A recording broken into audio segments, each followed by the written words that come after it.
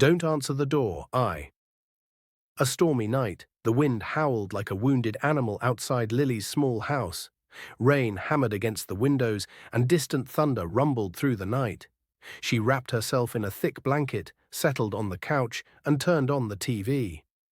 A horror movie played, but she barely paid attention, her focus shifting between her phone and the unsettling creaks of the house. She lived alone in a quiet suburban neighborhood.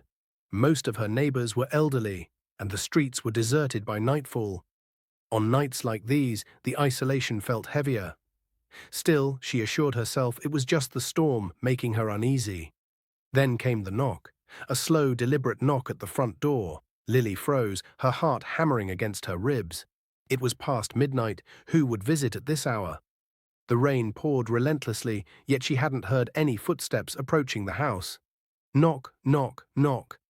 A chill ran down her spine. She reached for her phone and checked the security camera feed.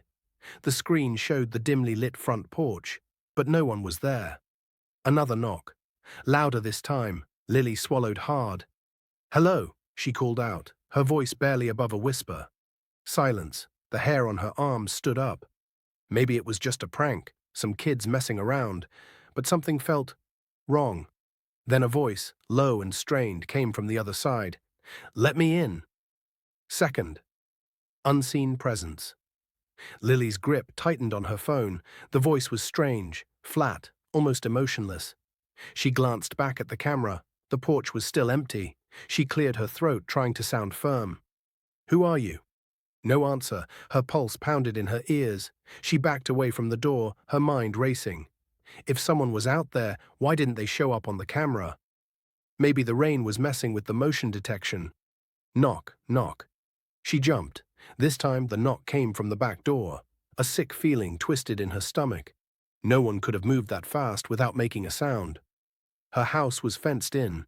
There was no way they could have gotten to the back that quickly. She checked the back camera. Again, nothing. The voice came again, this time from the back. "Let me in." Lily's breath came in short gasps. She grabbed the nearest object, a heavy flashlight, and clutched it tightly. Then silence. For minutes, she stood motionless, waiting, listening. The wind still howled, the rain still lashed against the house, but no more knocks came. Had they left? She checked every window, every door, making sure they were locked. Then, cautiously, she peered through the front window, and her blood ran cold. Standing at the edge of her yard, barely visible in the rain, was a figure.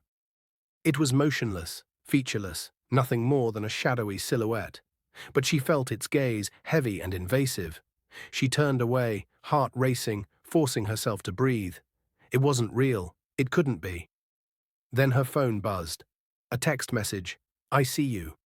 The uninvited guest. Lily let out a strangled cry and dropped her phone. Her hands trembled as she picked it up and dialed 911. The line rang, and rang, and rang. A click. Then silence.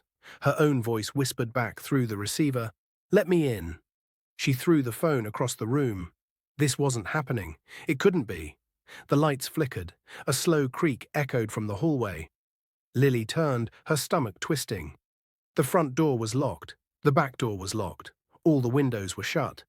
So how had someone gotten inside? Step by step, she moved toward the hallway, her flashlight raised. Something shifted in the darkness, then a voice, inches away from her ear. "I told you not to answer."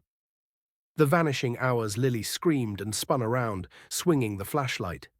Nothing. The house was silent again, but it no longer felt like her home. The air was thick, suffocating, as if something unseen pressed against her. She ran to the front door and yanked at the handle. It wouldn't budge. Locked. A laugh, low, breathy, came from behind her. She turned back. The figure from the yard now stood in her living room. It had no face. Just smooth, pale skin stretched over its head. Its long, thin fingers twitched at its sides. Lily stumbled backward. "What? What do you want?" The thing cocked its head. Then, in her own voice, it whispered, "I just wanted to come inside." The lights flickered again, then went out completely. Darkness swallowed the room, and Lily was never seen again. A new knock. The storm cleared by morning. The sun rose, painting the sky in warm hues as if nothing had ever happened. Lily's house stood silent, empty, no signs of struggle, no forced entry, just gone. A new family moved in a month later. One night, the mother was home alone, watching TV. A storm raged outside, then came a knock. Slow, deliberate, she checked the security camera. No one was there. Then a voice, low and strained, whispered through the door, "Let me in."